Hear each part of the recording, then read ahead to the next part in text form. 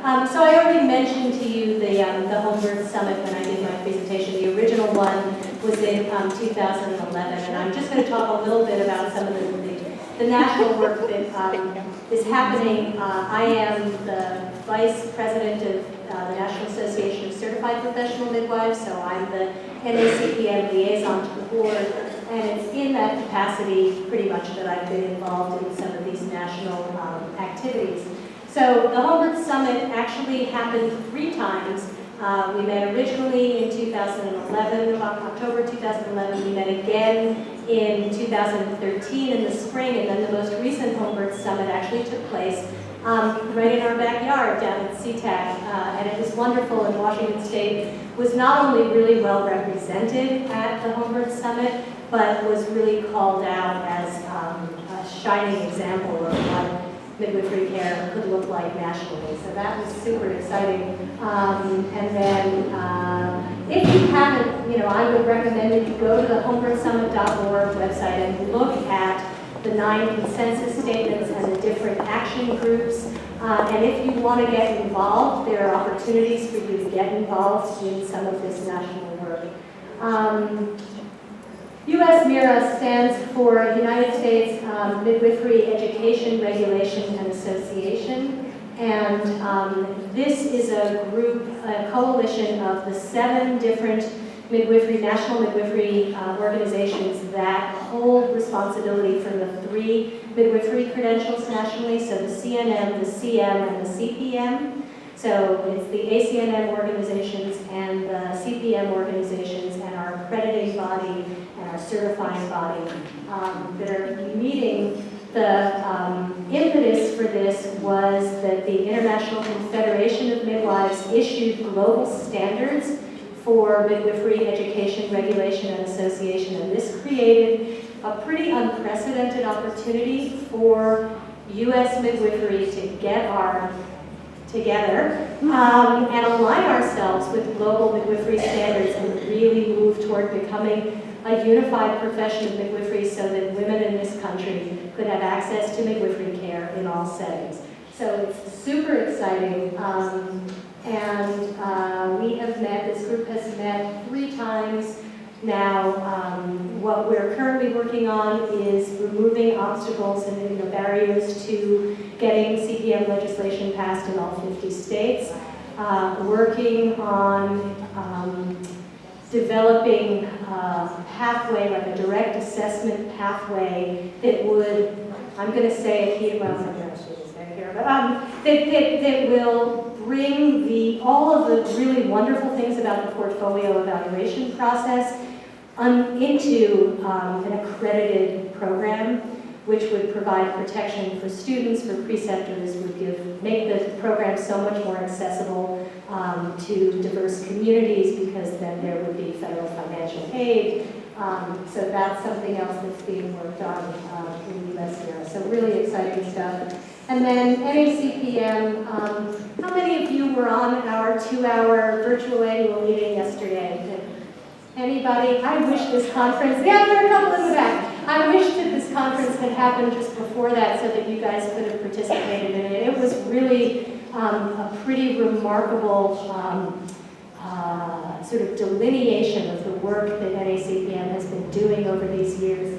I would really encourage you to go to the NACPM website that was just revamped this year. It's extraordinary. I mean, and we used actually the MAWS website to some extent to model what we did, but it's a great website. You can go there for information. One of the things that we did that we're really proud of is we did a webinar series on the Affordable Care Act and the impact that that would have on midwifery services in the United States. There's going to be an upcoming one on state licensing laws.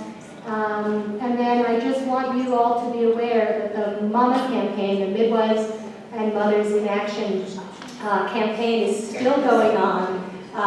HR 1976 is most likely going to be reintroduced on Capitol Hill in 2015. We are really needing support. We need to re-engage our lobbyists. So if you were a donor to the MAMA campaign in the past, or even if you weren't, I'd really encourage you to go to the NACPM website.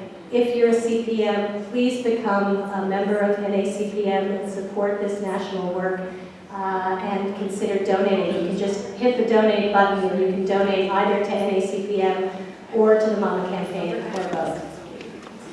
Thanks. I think you have another slide. You had two. No. Oh.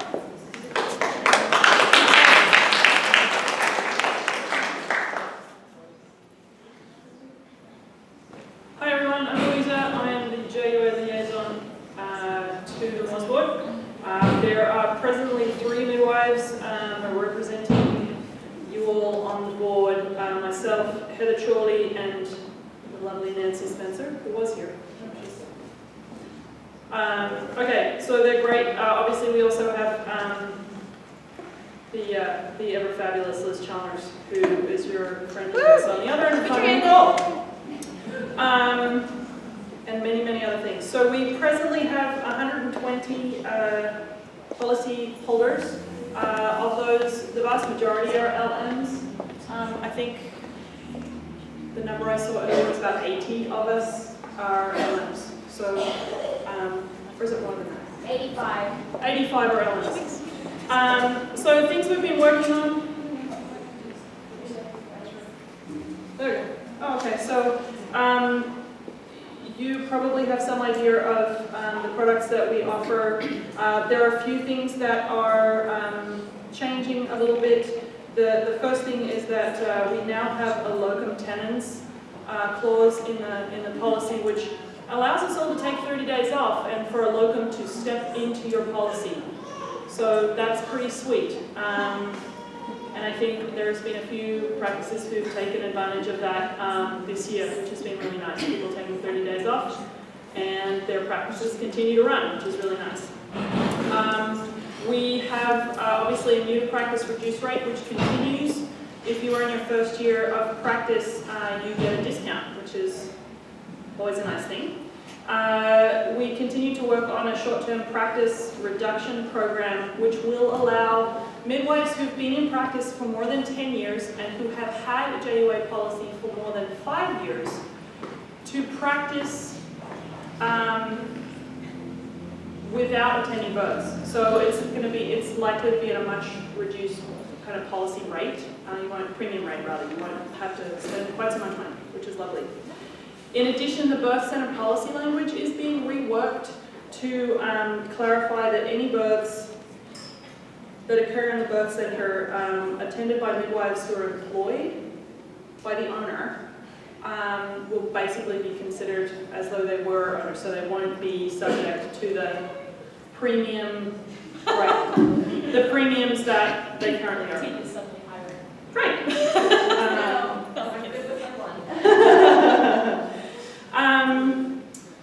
So I also just wanted to let you know that the JUA has paid about $220,000 in legal fees to defend midwives in our community this year. Okay? Big dollars. That's what your premiums go towards. Risk management services continue. Some practices have had kind of the rolling PLRs coming through. And I think that we all grudgingly agree that while the process is perhaps painful, we all benefit. Yeah, and continuing education, obviously. So that's what the JUA has been doing. Any questions? Yes? Is there any risk to the JUA now having a commercial product available? We are not entirely sure about that.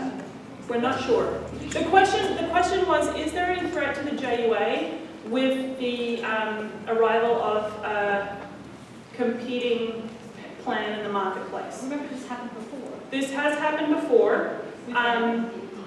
Was it with Dean? Right. And the policy, I guess, went away.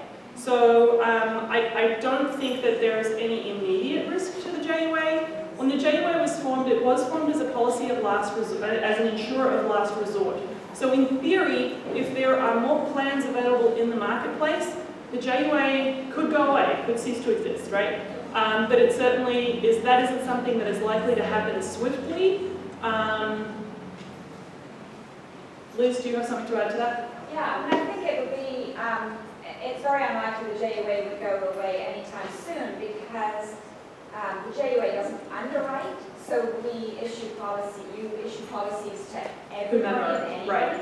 Whereas Southern Cross underwrites, and so they will adjust their premiums for different risk levels, and they will refuse to cover certain people. So I think the JUA will always exist. Right. For the foreseeable future as an insurer of last resort, as a minimum. Oh, okay, right on. So that's some good clarification there. So Liz was saying that unlike Southern Cross rather, or other insurers who actually look at the people they're insuring and say, yes, you're a good risk or a bad risk, the JUA simply requires that you have a license. Okay, so there will always be folks who find it hard to find a policy in the open marketplace, and will probably rely on the JUA for that. I think that we're going to get a much better idea of what the plans look like when the third-party insurance analyst has had a look at both the JUA policy and the Southern Cross one. So I can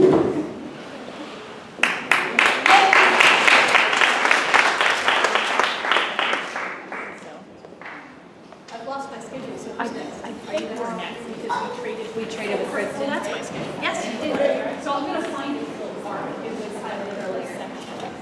Just going to zip up so. There you go. I think that included both slides. Yes.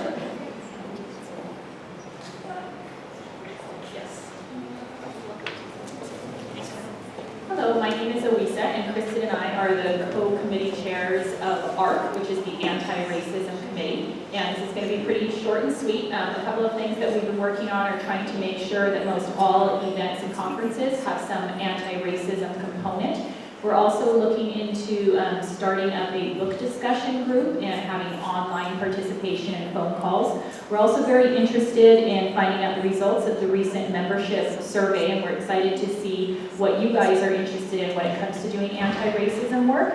And another thing that hopefully we're going to be having at the beginning of next year, but look for information about this soon, is a community baby shower. This was an idea that Emmy and Katie brought to us. Katie is also part of our committee, and so that's something that we want everybody to be on the lookout for. And we're looking for community partners and collaboration, and we're going to be looking for in-kind donations and perhaps financial donations too, so that's something that's a work in progress. Additionally, we are always trying to grow our committee, so if you or anybody else you know is interested in being part of our committee, we would love new members. Recently we got one new member, Farah, right back here, so we're excited. There's about 5 of us now, but again, and we have Alyssa on our committee as well, and Katie and myself and Kristen and Farah, and so we're looking for new members as well, and always open to hearing people's ideas and input. Any questions? Yay. Thank you. I don't want to give you a hard time, but 5 is kind of a robust committee for MAWS. So, I feel moved to read the statement out loud. I was thinking that they would. I know you can all see it there, but I really feel like at every opportunity it behooves us to say this out loud, so I'm going to do that. This is an excerpt from the statement that's on our website. We, the Board of Directors of the Midwives Association of Washington State, recognize that there is inherent strength and essential value in attaining racial, geographic, and gender diversity in our board membership. We stand in awareness that our fullest capacities in leadership and in building the profession will be reached as we strive for and commit to the fullest representation possible of Washington's midwives and the families that they serve. Great, yeah, great. So I'm just going to zip ahead again.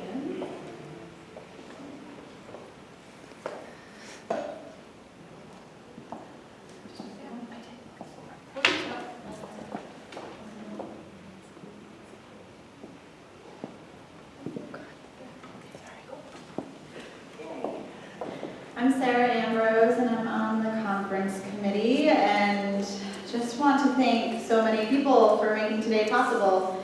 Amanda Anderson is hopefully still listening, and honestly, she stepped into this role as program director and has been amazing. So even though she is sick at home and unable to be here, we really wouldn't have been able to pull this off without her. Along with the conference committee, Tara, Marnie, and a few other people that stepped up. And then all of our amazing volunteers, student volunteers, and just local birth-loving people, and Amy Shaler, who was our volunteer coordinator, did an amazing job. So I want to thank her. She's sitting at the back table. And then the Mountaineers Club staff and caterers. This is a new venue for us, and I think it feels like a good venue. So everybody's been giving us positive words that this was a good conference, which is really nice to hear. So thank you. We would love feedback, so the more feedback, the better. And then I want to thank our sponsors and our vendors and NACPM for the webcast support, and for all of you for coming and participating today. We've said this again and again, but we really, really mean it. If there are topics that you want to see and hear at this conference, or speakers that you can recommend out in our community, then please, please, please tell us. We're always looking and listening and wanting to know what is important for you to hear about and learn more about as our community grows. So you're able to send any of those requests or recommendations to info@washingtonmidwives.org. We're looking forward to our spring conference. All of that is still up in the air, but we have some people who are eager to speak and be there, so we're working out those kinks, and we hope to see you all then. So thank you.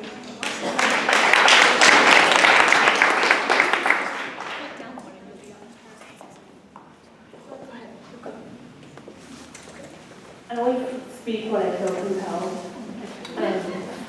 And I'm on the conference committee. My name is Tara, who we are.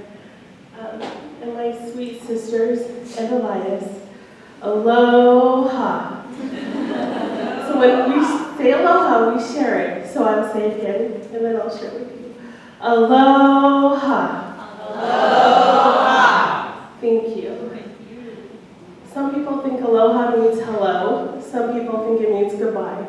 My favorite part of aloha is that we share the ha, which is the breath of life, even eternal life. All of you amazing women and Elias share the eternal life of these sweet babies that we welcome in the world. As the conference committee, we wanted to have smooth transitions and easy access to the conference. So we have a YouTube channel that's brand new. It's the MAWS YouTube channel. All of these talks have been uploaded and uploading to the channel, so you guys have access to that. We have a webinar with 3 people on there, which is awesome. Eventually we'll get the rest of Eastern Washington and Southern Washington. We'll make it work. They can hear us now, which is good. So we want to be that for you. We are so grateful for all the work that you do. I am amazed at all of you. Many of you are my mentors and the women that I aspire to be, and even Elias. So thank you, all of you, for coming and being a part of this. So again, when I say aloha, I mean it with my deepest respect. So my sisters and Elias, aloha. Aloha. And mahalo.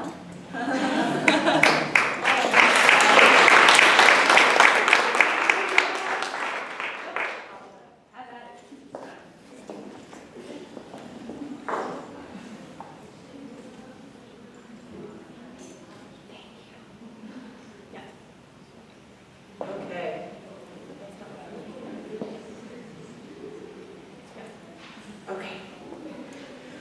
Okay, so these last few minutes is just to talk about our nominations procedures. Thrilling, I know. Hold your seats. So we're really, really aspiring for transparency. We want everybody to feel clear on what's happening and why, and to feel that we all have equal access to shared power with what's going on with the association. So our bylaws say that you should receive a ballot for nominations within 30 days of this conference. Thank you everybody who voted and returned their ballot. If you didn't receive a ballot, please let us know. So that's Amanda's email address there. Last year we revised and approved some nominations procedures to have more transparency in how all of this is happening. That's available on the website. I won't bore you with that now. We also created positions descriptions for our board members and our officers. Hopefully everybody received the call for nominations. Both professional members and associate members can sit on the board and hold officer positions in the association. We'd love to hear feedback from you if you didn't feel invited or if you didn't get the word for the call for nominations. Please let us know if you have ideas or ways that we can be doing that better. I think that's everything, except the last and final plug that you don't have to sit on the board to support a committee. If there's anything that MAWS is doing that you feel pulled to be a part of, you can just be a part of that. You don't have to come to the board meetings and be an elected board member. Thank you.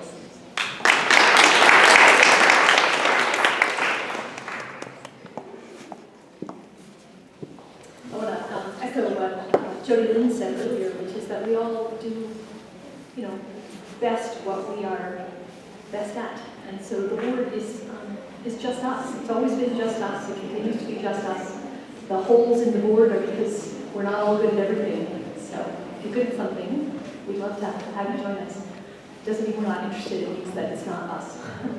So I think that in the spirit of MANA, actually, I think what we're going to do now is anyone who has anything they want to say to this group, the mic is yours. We have about 15 minutes for open mic.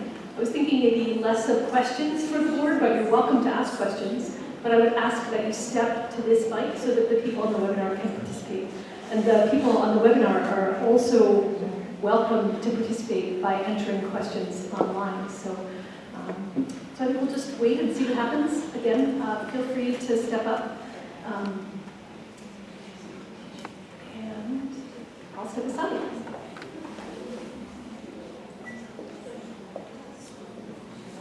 Oh, we're going to need to bring the mic to you.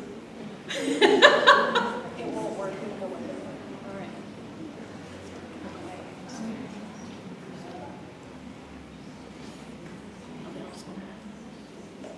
And I'm just going to wait one more minute. It's like Quaker meeting. It's good. All right, I'm going to assume that's because you're satisfied, not because you're exhausted. All right. Well, you can catch any of us at the end. Access to today's sessions are on Facebook. Go back up one. There it is. I'm super excited about that, as Tara said, and she has worked incredibly hard today. She and Farah on the tech, so I think that's incredible.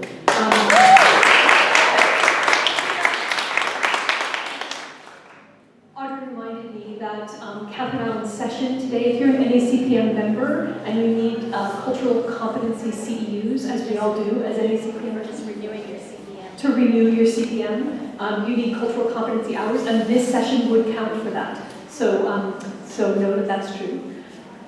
Today for me was, the issue of collaboration is about we midwives doing wonderful work, but taking ourselves and our wonderful work out of the little silo in the middle of the field and interacting. And I think that that's really where fertility lives, and I'm incredibly excited. So thank you all for sticking through this whole long, dark day, and get home safely.